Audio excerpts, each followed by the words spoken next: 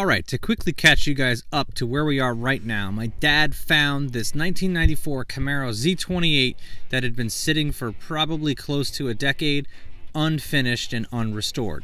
This car actually survived a tornado, but it needs some work to get put back together, so that's what we're going to work on today. All the front drive accessories it needs. Oh, yeah. We might eliminate the OptiSpark and go with the LS PCM and coil packs. Gotta take the gas tank out. The gas tank is full. It smells like turpentine. Okay, we got the tank out. We had to drop the rear end down a little bit, remove all the straps and the cross members. And there it is. Smells like turpentine.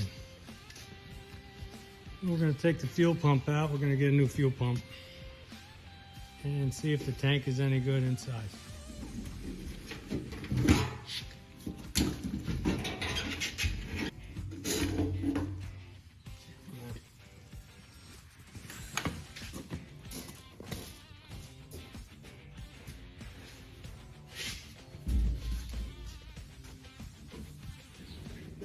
Yep, smells like turpentine. Oh my god. Should be able to clean it up. With all the fuel drained out of the gas tank, we cleaned it up as best we could, and it looks pretty nice in there now, good enough to put some fresh Stewart's 91 octane in. We got a whole new fuel pump assembly that also came with the harness. You could see that compared to the old one. So we're just going to go ahead and drop that back in and put that back together and get working on the front end. The Camaro. This thing survived a tornado. Ripped the garage and the house apart. This is the only thing that was left. Camaro.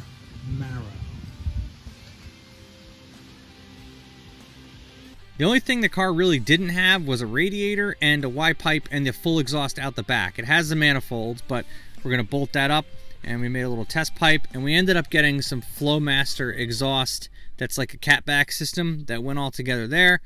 And you see how it goes all the way back. Don't mind the booger welds. A grinder and paint makes me the welder I ain't, but it all seals up nice and holds pretty good, and that's what it looks like out the back. And the tailpipes are pretty decent. I like the way it looks. All right, rounding out the accessories that we had to put back on. We had to take the balancer off to put the new OptiSpark on. Got a new water pump, AC compressor, power steering pump, and put the alternator back on. All that stuff came, most of it came with us when we got the car. I still got to round out radiator and stuff, but if you look inside, after a nice cleaning, I mean, the thing looks a heck of a lot better than it did. It's relatively clean. We got to put a radio in it, but this thing's like a time capsule. Take it back to the 90s.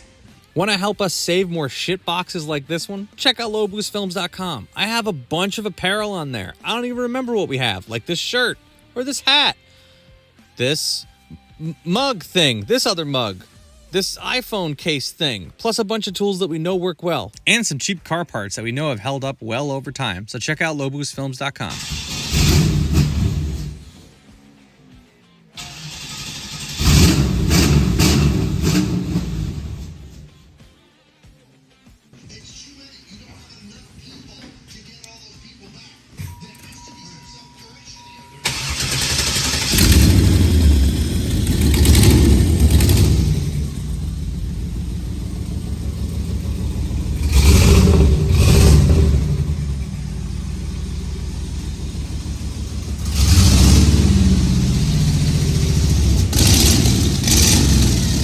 The biggest pain for us is these exhaust gaskets here.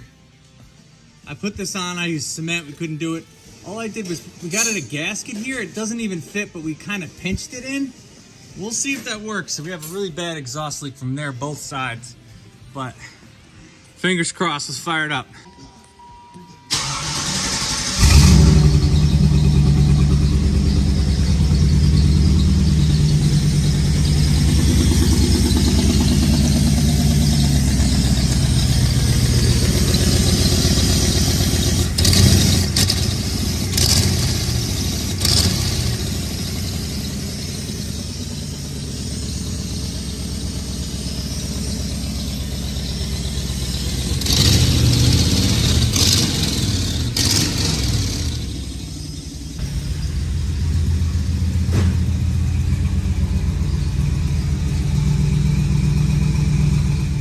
It is a little frustrating that we can't get the gasket situation down right, because other than that, the car sounds pretty good, and I think we could drive it down the street just as it sits.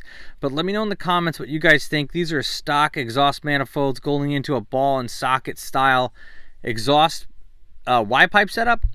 I mean, I think at this point, if I'm going to take the manifolds off, you might as well upgrade to headers. Let me know what you guys think.